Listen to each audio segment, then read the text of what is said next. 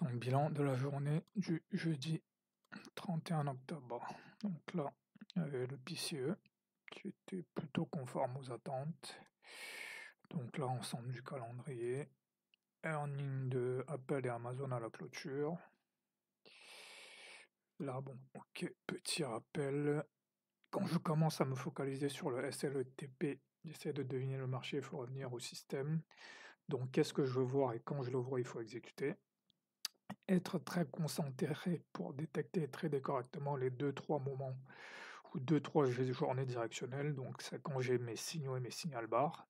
Ne pas être complaisant dans les journées easy mode, faire des ajouts et du sursize, accepter les journées avec un ou deux, trois trades, voire pas de trades du tout.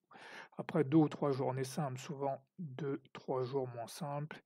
Invalidation et validation restent des probas, 60% de succès, 40% d'échecs. Suivre les signal bars et trader dans un seul sens, assez important.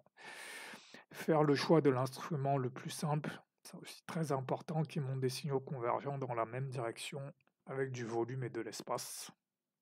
Ne pas rentrer dans le mode évaluation, est-ce que ça va marcher ou pas. Se rappeler, j'identifie ma grille, mon signal, ma signal bar, à quelle heure je veux l'avoir, je définis ma target, je choisis la taille et j'exécute. C'est ça le travail là. Je pense qu'il me manque du screen time, donc j'arrive pas vraiment à être dans mon trading en fait. J'arrive pas à retrouver la fluidité au niveau du trading. La clé ici, identifier la faiblesse.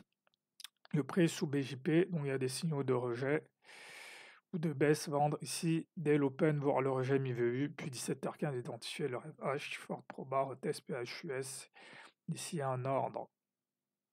Des ordres à l'achat, j'en ai pas vu. Un ordre à la vente, ça aurait pu être sur la signal bar. D'ailleurs, je peux toujours en avoir un.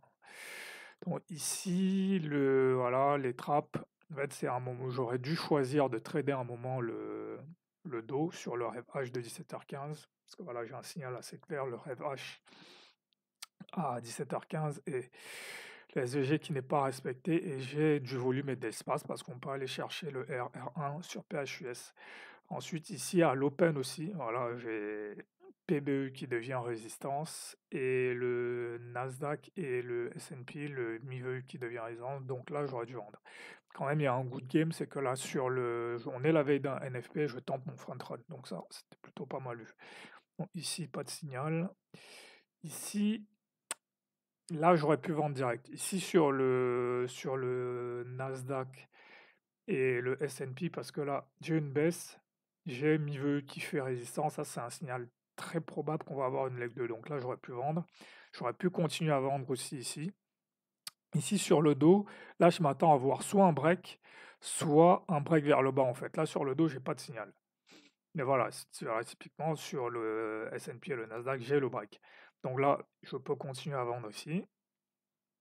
Par contre, voilà, ici j'ai mon signal. Voilà, ici, ça c'est un signal que je connais, pendu, Moru. Voilà, là, ici à partir de là, je peux vendre. Et c'est là que je peux placer un ordre. Voilà, au cas où on remonte, le plus probable c'est qu'on va redescendre, donc j'aurais pu placer un ordre ici. Ici aussi, en fait, ouais, ici aussi. Et ici aussi, même dans le Fair Value Gap, ouais, j'aurais pu placer des ordres ici aussi, parce que là, ça devient très probable que cette baisse va continuer. Donc là, petite phase de pause, mais là, je peux continuer à vendre parce que l'idée, c'est que ça va au minimum être le RR1 de l'open range, en fait. On va au moins avoir l'équivalent de l'open range au niveau de la baisse. Donc là, pause.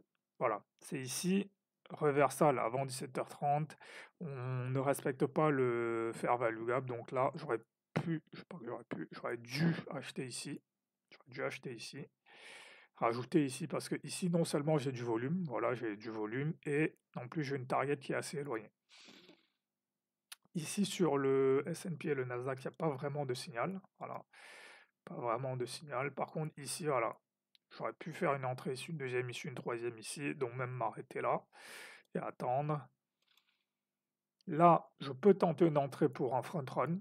Là, vers cette heure-ci, vers 18h, 19h, c'est pas une mauvaise idée. Ici, j'ai un deuxième signal. Pourquoi? Parce que ici, c'est le RH50. On passe au-dessus du RH50. Ça, c'est une sorte de cassure test confirmation. Je vais le voir ici en M5. Donc là, j'aurais eu une deuxième entrée. J'en aurais eu une autre ici encore en me disant, je peux aller chercher un RR de 1 ici. Donc, c'est une bonne entrée. Donc voilà, ensuite ici finalement ça part pas de toute façon.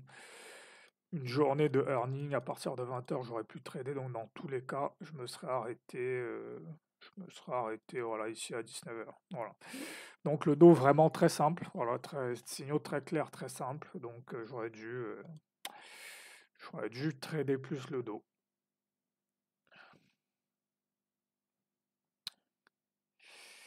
Donc voilà, je peux voir ici, on est sous mi-vache V, on évolue sous mi-vache V, donc on privilégie les signaux de vente. C'est assez simple en fait. C'est dans, dans ce contexte, qu'est-ce qui favorise le succès? Bah là, clairement, c'est vendre. En plus, il y a les élections, donc là, voilà, je peux voir ça ici. Ensuite, là, FTSE et DAX, il n'y a pas grand-chose. Voilà, le matin, pas vraiment de signal. Ici, pareil sur le DAX, pas vraiment de signal. En tout cas, il y avait des signaux assez, voilà, assez clairs, voilà, que j'aurais dû prendre, mais bon, là, je suis un peu en perte de trading, mais ça reviendra.